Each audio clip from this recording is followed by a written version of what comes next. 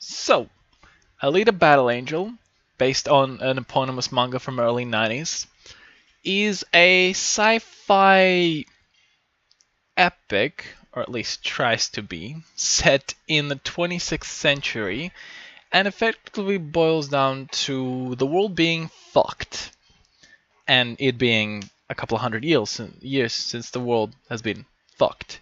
And because the world is fucked, majority of the population is living in effectively this post-apocalyptic shanty fucking scrap town under this one singular sky city where apparently the 1%ers managed to hold themselves up in.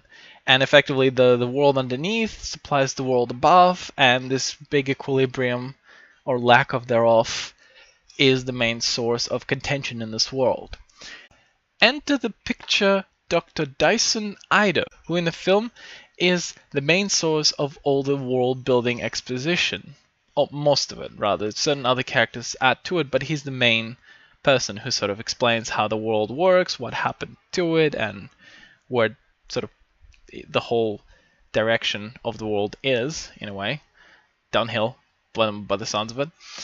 So, who finds Alita, who at first is nothing but a head, effectively, with a brain that's somehow intact, right? So he brings her back home, rebuilds her body, wakes her up, and very quickly it becomes apparent that Alita has zero to no memory as to who she was, where she came from, how she ended up pretty much in a dumpster, cast away like that.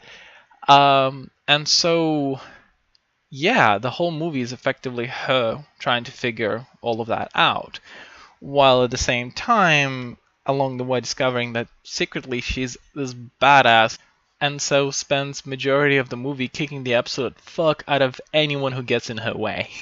It's actually a sight to see, honestly. And from that, let's leapfrog into the pros, and the first of the pros is that the action in this is actually amazing. Like, legitimately amazing, jaw-droppingly so. I expected to be kind of disappointed by the action. The trailers didn't do it any favors, this movie. They didn't do Alita any favors in terms of portraying what the action is going to be, but my goodness, when you get into it, the action is crisp, it's precise, it is, once again, jaw-droppingly amazing. It is very cinematic as well, so you can see exactly what's going on, and they pick the perfect angles and perfect speeds.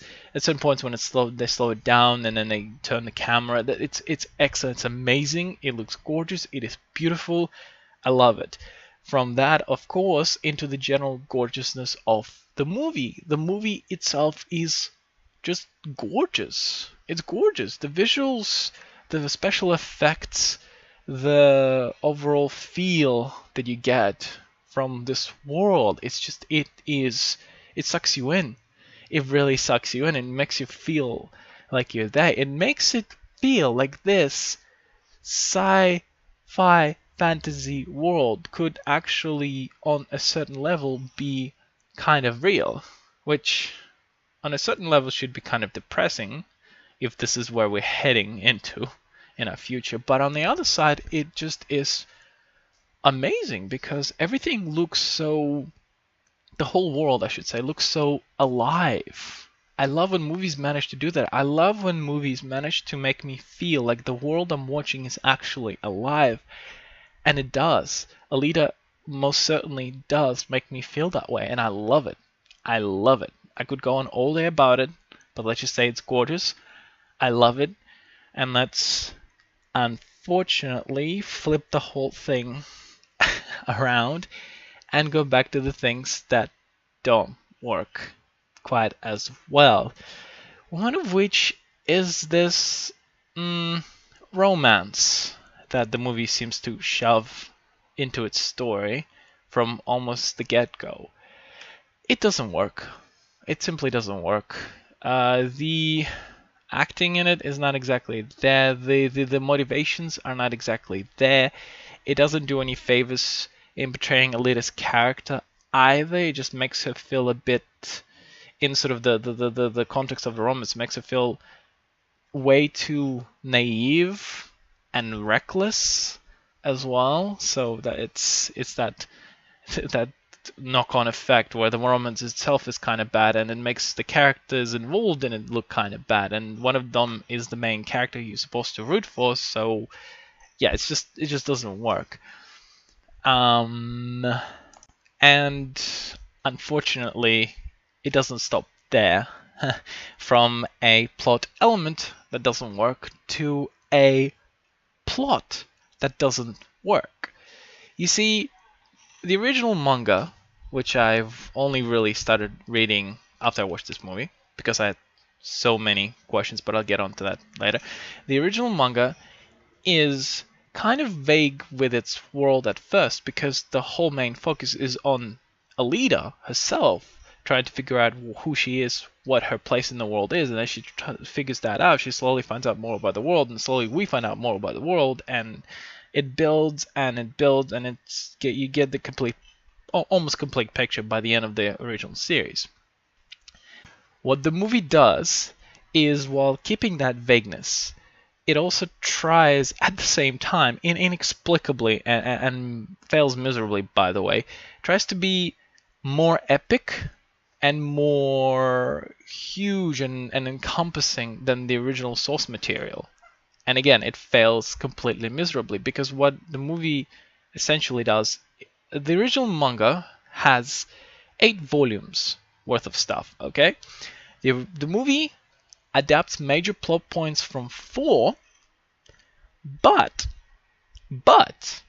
on top of that, it decides, for whatever inexplicable reason, to pull a shit ton of random elements and moments from not only the rest of the original series, but also from the sequel manga series, and mushes them all together into this hodgepodge that has a lot of setup and almost none of the payoff. If I go any further, it'll constitute spoilers, so I'm not going to, even though I do want to eventually do a bit of an unpack video about this, about how faithful, or in this case unfaithful, to the original this movie is, but that'll come later. So the main takeaway is that this movie is so hell-bent on telling you what you might get later that it forgets to really give you meaningful things now, you know? And it is equally weird and frustrating and just eye-rolling, really, at this point, that something so simple as a straightforward plot, a straightforward, satisfying plot, cannot be managed in this day and age. So the final verdict, I guess, is that if you like slick action and gorgeous visuals and don't mind a convoluted, vague, and sequel bait heavy story, then this is a good thing to, pop into the DVD player and watch once in a while. But as far as bothering to go to the cinema with it, or expecting something mind-blowing, you're just not gonna get that. So, and of course, I should plug in, I recommend reading the manga. It's great. I recommend reading the sequel as well. That's, so far, it's pretty great too. So, as far as this movie though, watch it if you want, but no, if you don't, you're really not missing out much, because give end of this year and everyone will probably forget that it ever existed. Just like Ghost in the Shell.